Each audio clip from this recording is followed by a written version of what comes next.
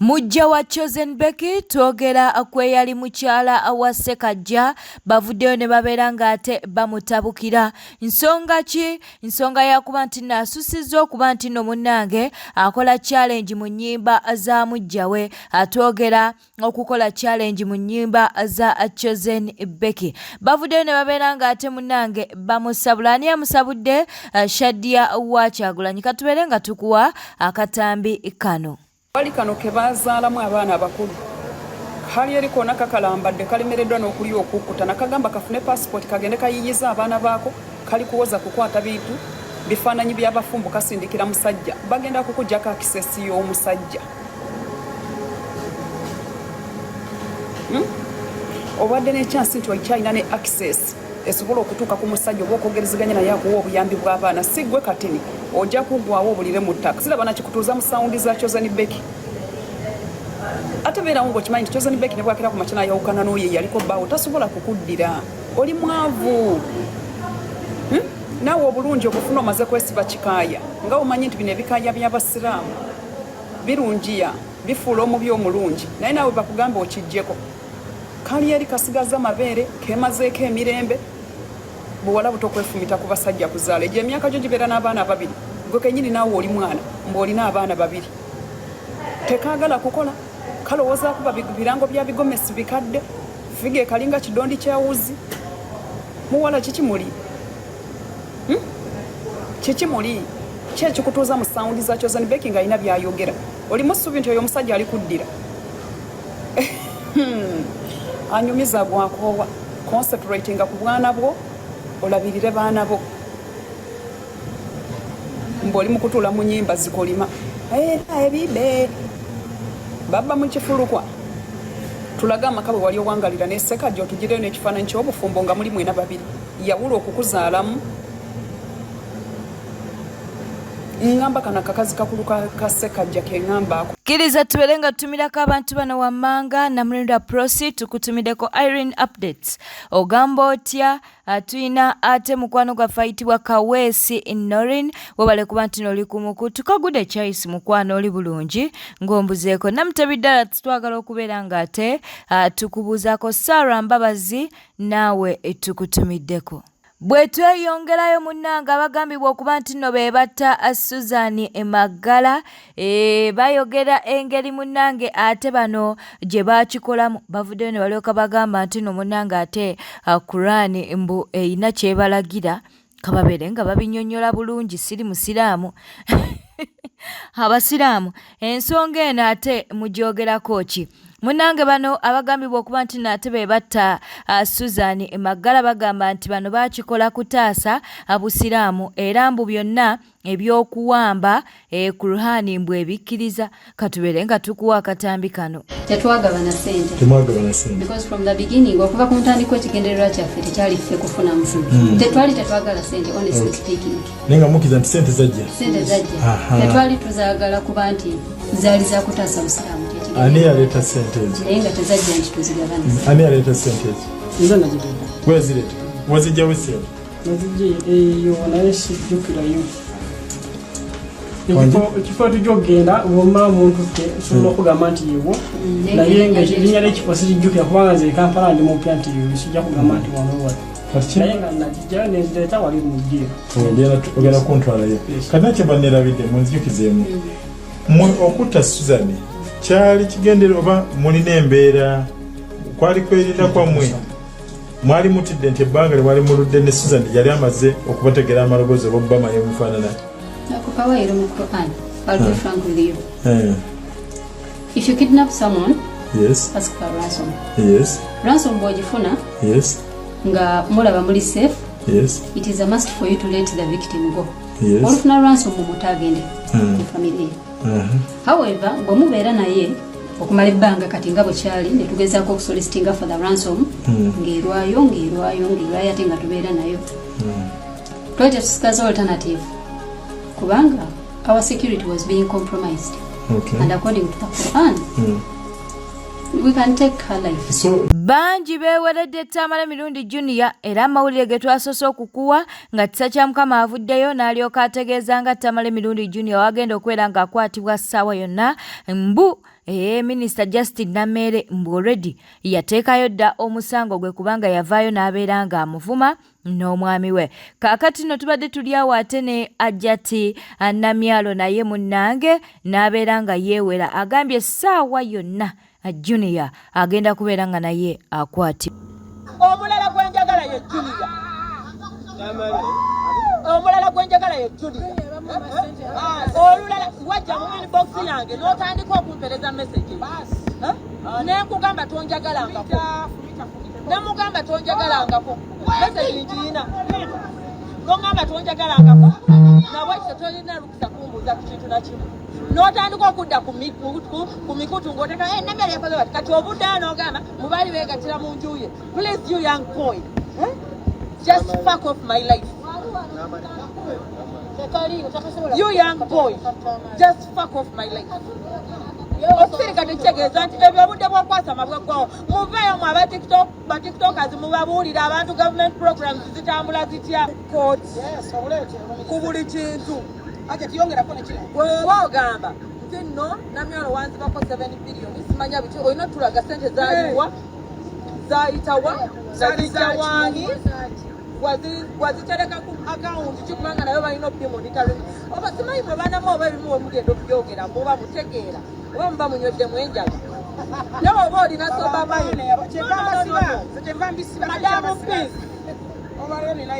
Madam Peace okuba okubya essimu ng'okola ki? Okubya essimu ng'ogamba batagundi simanyamu politics biki toyingira mu lutalo lw'otamanyi. Bano bali under State House payroll, under ONC. You don't know how these people came. You first wait for facts to be prevailed.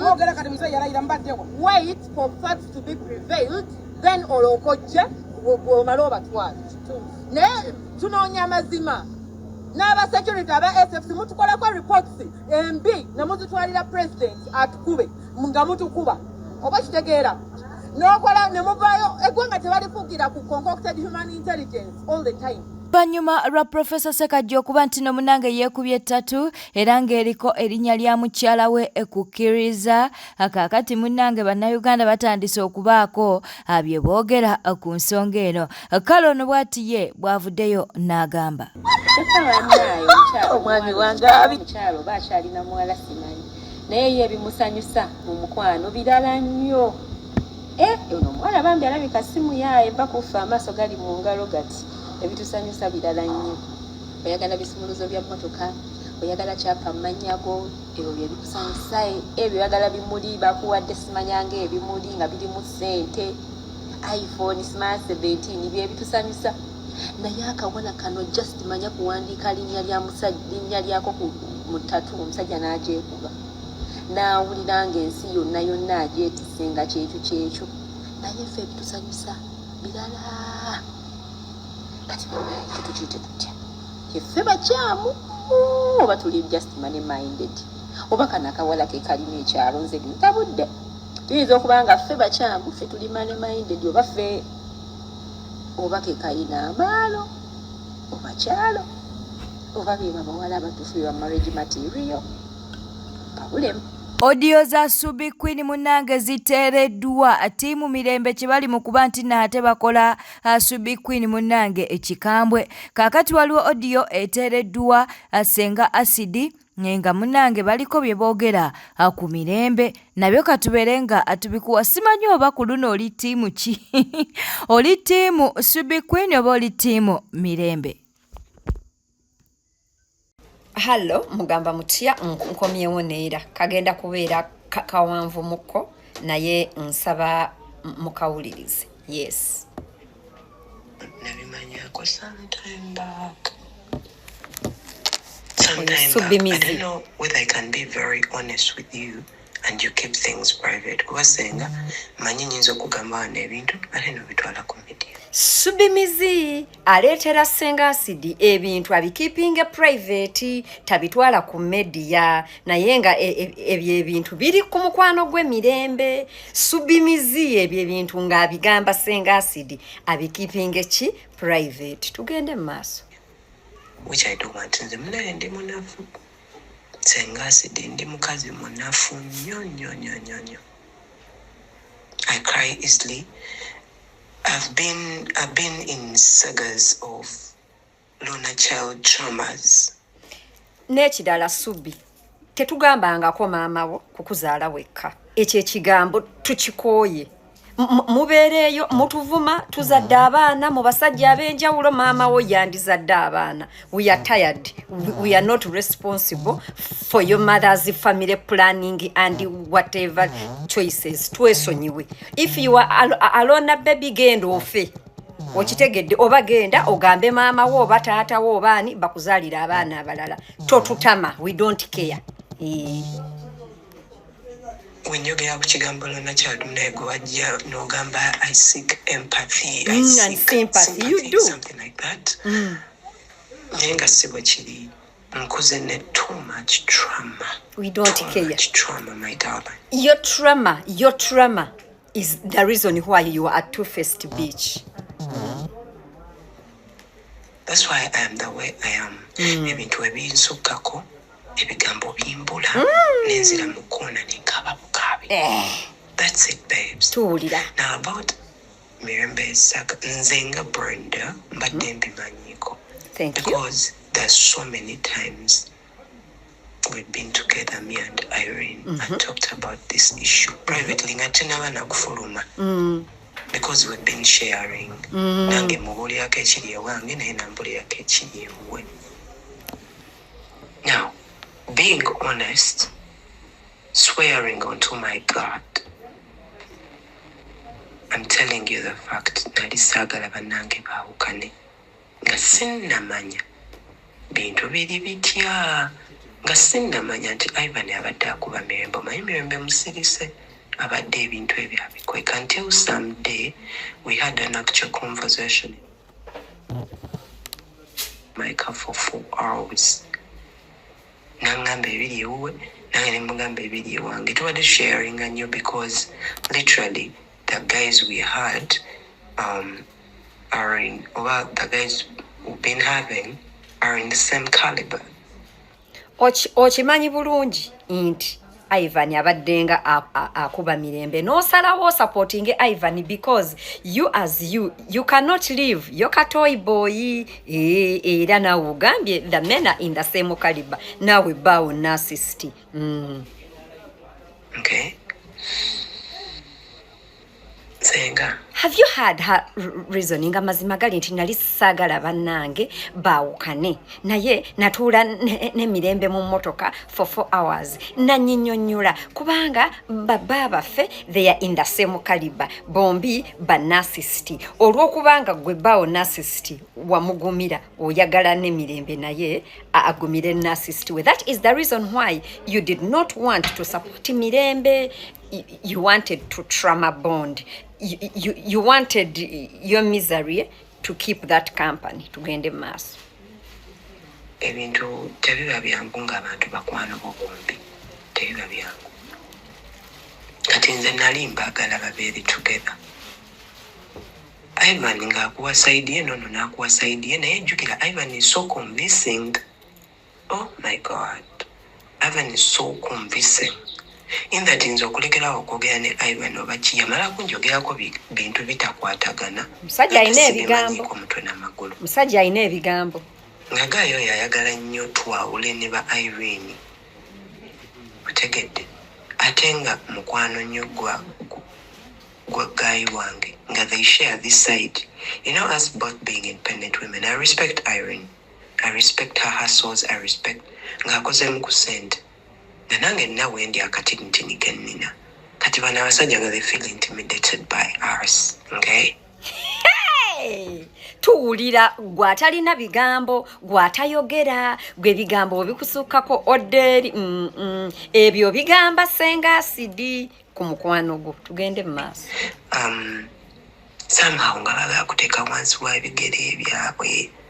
Narcissist wo. Not until I got to know nti Ivan ata akuba Irene nti yali amusibiddeko mu nnyumba ennaku bbiri n'amuggyako essimu n'amukola kabyo. Not until I got to know nti Ivan abadde sexually ng'ayina, oh my God, he's doing it wrong. Now what can Irene mpaka weyandaka evidence?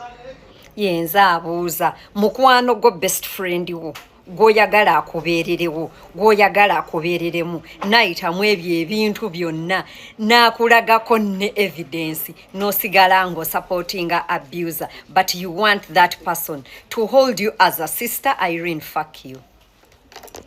Nkomawo ne part 2. Fred Lumbuya alina obulumi ku mutima avuddeyo n'alyoka agamba nti gavumenti eno mbu yamuttira omwana we. Mwatta omwana wange mwaggala bizinesi ne mubba ssente zange ne munkolako effujjo wentudde ne mubulooka ng'ofuna paasipooti musse bannayuganda ekintu kikwatako munnayuganda ndi mukambwe nnyo Museveni noonyerezaako kubira bambasada abafuze wane babadde mu ttaka basatu babuuze mu yaani ku munnayuganda ndi mubi nnyo nziragira nga ne poliisi okujja bannayuganda nga naye sina visa akunjagadde kasembyayo bakwatanga bannayuganda ku poliisi nze n'ensituka ekiro nga ntambula genda kujja bannayuganda ku poliisi nenga nanga sina visa nga ne passport njirese waka obana banka obuzimu naye nga simanyi ng'ensi nekyali ya mirembe nga tebabuuzanya ebintu bya visa kati yenze gw'ozannyira ku munnayuganda ndi muzibu nnyo yensonga lwaki muno mu ttaka kizibu nnyo okusika omunnayuganda. Why? We value all Ugandans the same. We don't divide them. Oba oli mulugwala, oba oli mucapadola, oba oli muteeso, oba oli mutoolo, oba oli muki wabakuŋŋaanyanga ate nabekinganga sure nti abantu bonna babeera comfortable nga tagata komite gyensanze byabootera Luganda ddo bonna babeeranga comfortable ye system ekyadde mu Uganda bafudde tumuzise Uganda my powers omuntu kamuzanyirako mumanyi nze ku munnayuganda ndi mubi nnyo oba ova ludda why don't care as long as you are Ugandan you holding a Ugandan passport.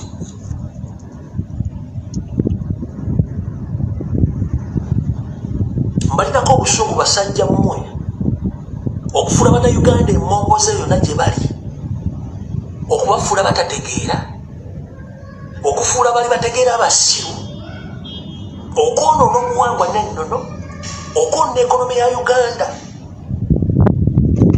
n'okwagala okweddiza eggwanga lyaffe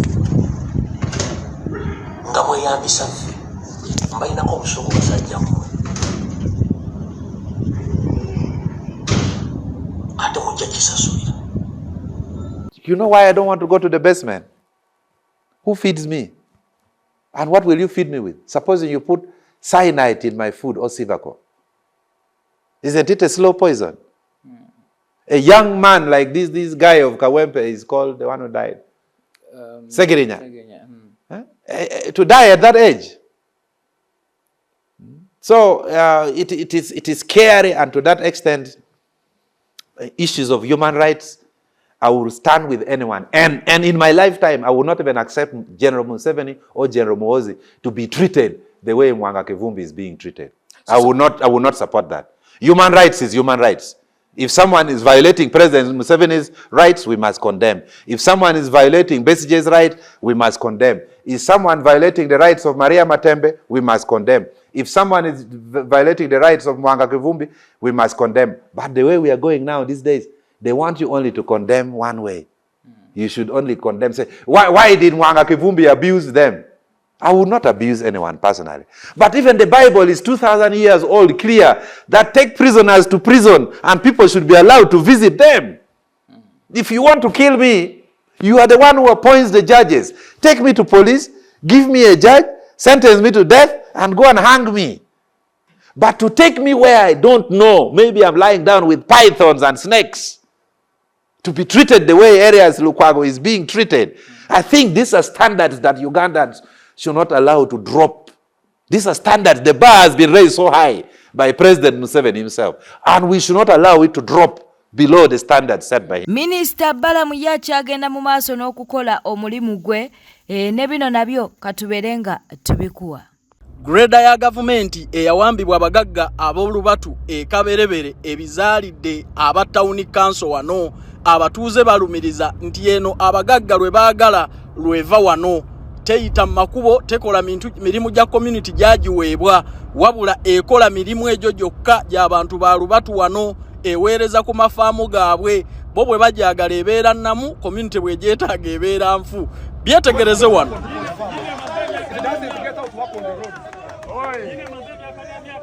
emaze omwaka. It is a very new machine. I want you to speak from there. Hello. Hello, you have to come here mugambire. Abataka mwize.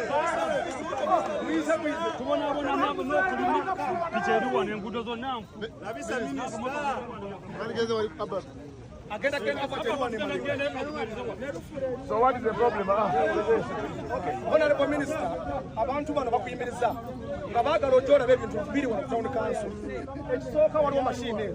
Nga bwogiraba mpya nnyo naye maze omwaka mulamba esimbula wano ng'egenda kukola ku faamu y'omuntu. Yasemba kukola ku faamu yani? Yasemba kukola ku faamu ya Kakama Emasha. Teddaga tesimbula. Kale mbabuze ba engineer lwaki parking zatenga makubo mabiri.